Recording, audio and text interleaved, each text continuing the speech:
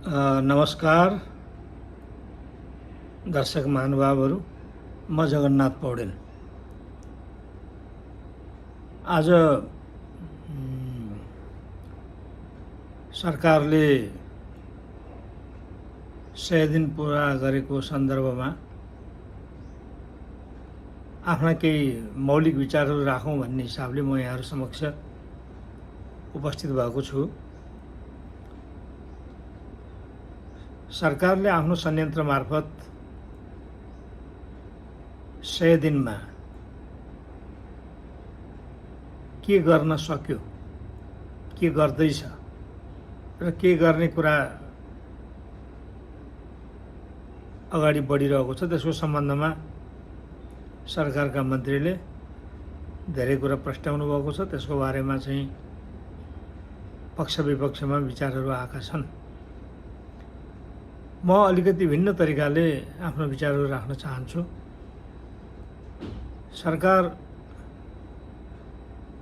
यो सरकार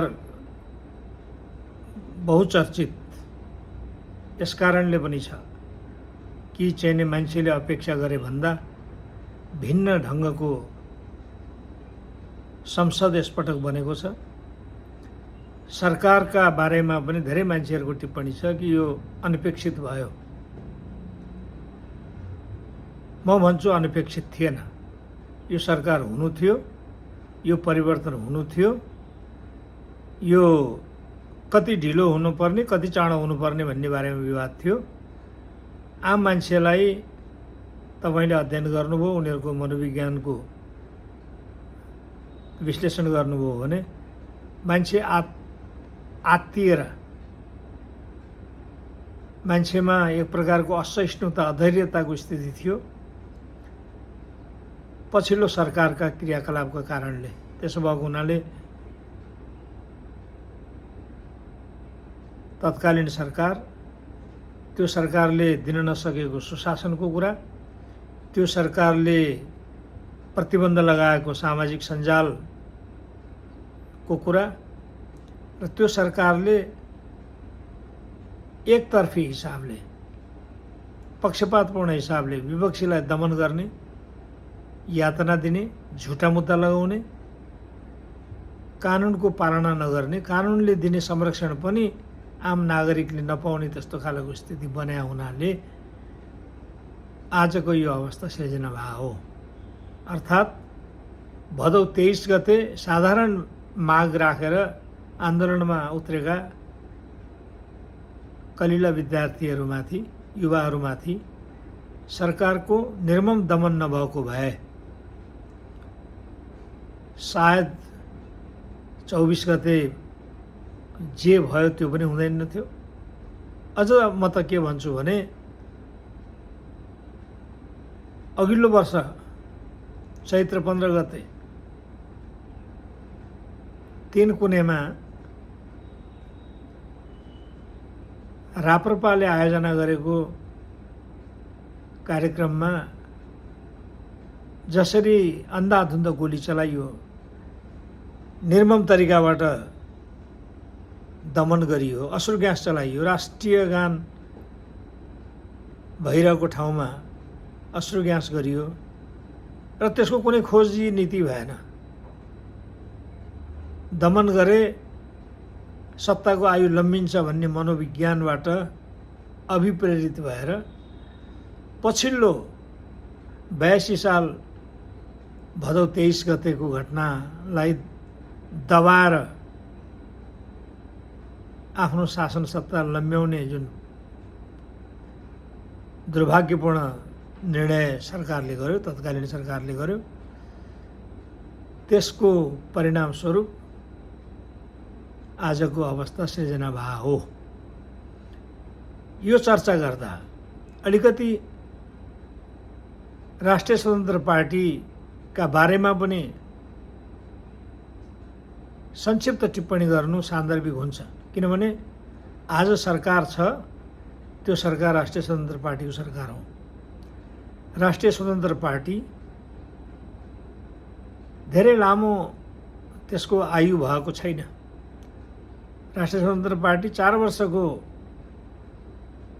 शैशवावस्थामा नै यो गहन जिम्मेवारी वहन गर्ने ठाउँमा पुगेको छ।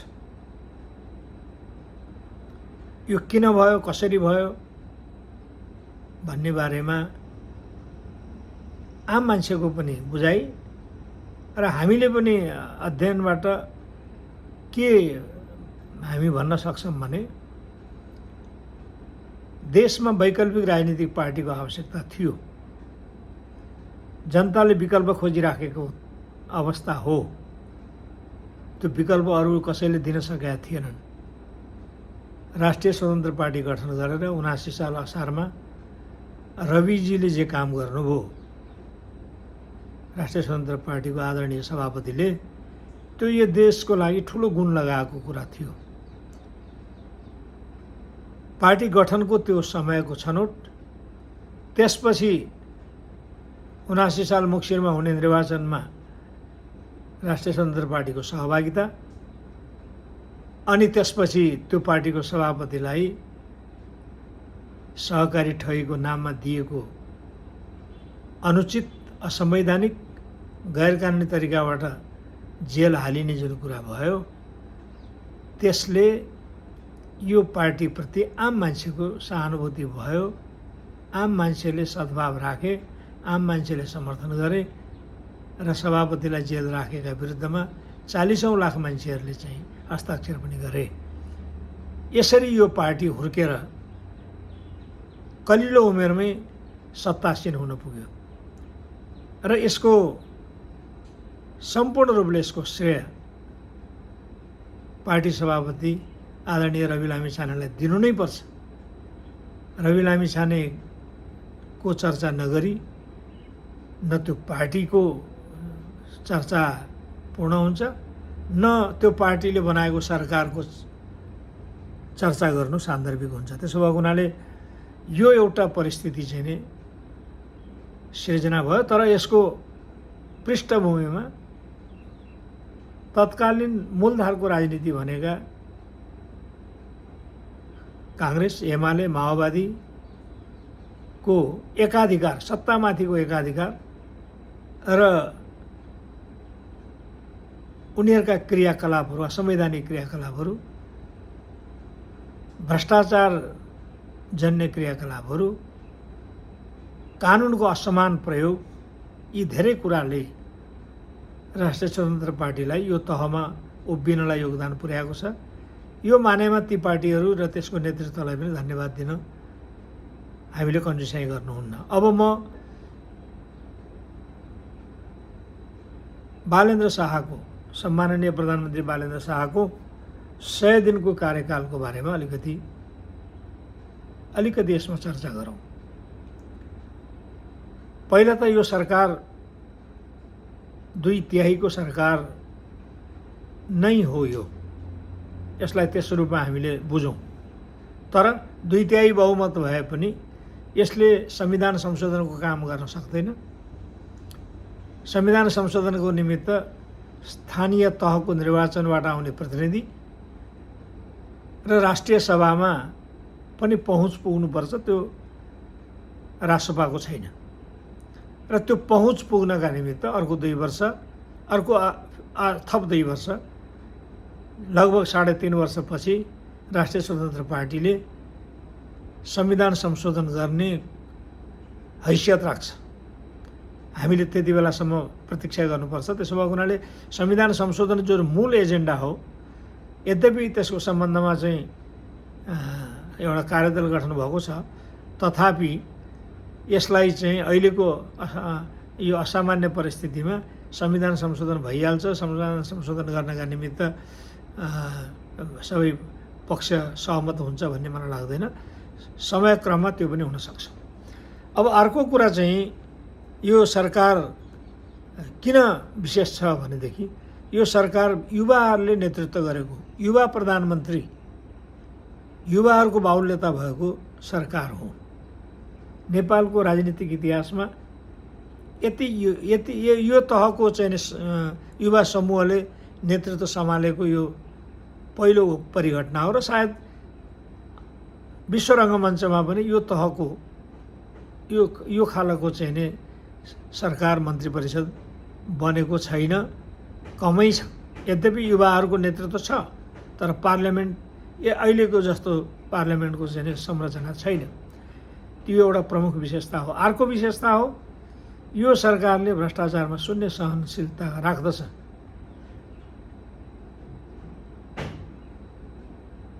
सम्माननीय बालेन्द्र शाहले भ्रष्टाचारमा शून्य सहनशीलता राखेका छन्। यो अर्को विशेषता हो। सरकारमा जानु र देशभक्तिपूर्ण भावनाले ओतप्रोत भएर कठोर निर्णय गरेर अगाडि बढ्नु यो सरकारको अर्को विशेषता हो। सरकारले गरेका कतिपय कामहरूमा समुचित ध्यान पुगेन कि भन्ने पनि छ। युवाहरूको जोस छ, होस छैन भनेर आलोचना पनि भएको छ। यदि त्यस्तो भएको छ भने त्यसलाई करेक्सन गर्न सकिन्छ, त्यसलाई सच्याउन सकिन्छ। अनुभवबाट सिक्ने हो। हाम्रो जियो पोलिटिकल सिचुएसन, हाम्रो भौगोलिक जुन अवस्था छ, हामी सानो छौँ, गरिब छौँ, अल्पविकसित छौँ। त्यसो भएको हुनाले हामीलाई सबैको सहानुभूति, सबैको माया चाहिन्छ। त्यसकारणले हाम्रा अन्तर्राष्ट्रिय सम्बन्धहरूलाई हामीले बिल्कुलै मैत्रीपूर्ण राख्नुपर्दछ। हाम्रो असंलग्नताको सिद्धान्त नै हाम्रो निमित्त हाम्रो वैदेशिक नीतिको मूल आधार हुन्छ।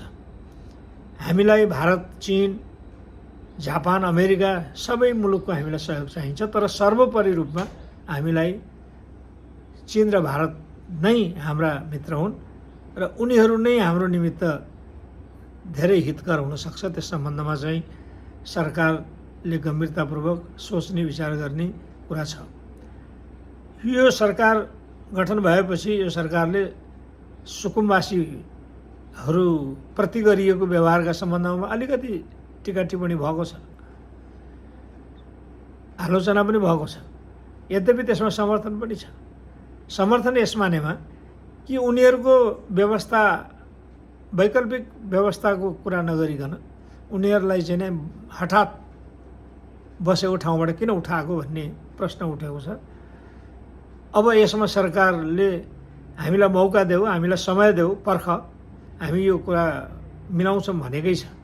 केही उचनिच भयो होला, जोसुकै भए पनि हुन्छ होइन। एउटा असल काम गर्नका निमित्त अलिकति चाहिँ बल प्रयोग गर्नुपर्ने पनि हुन्छ। रोग लागेको छ, पिलो निचर्नु छ भने दुख्छ पनि, तर खिल निस्किसकेपछि, पिप निस्किसकेपछि त अनि आराम हुन्छ नै।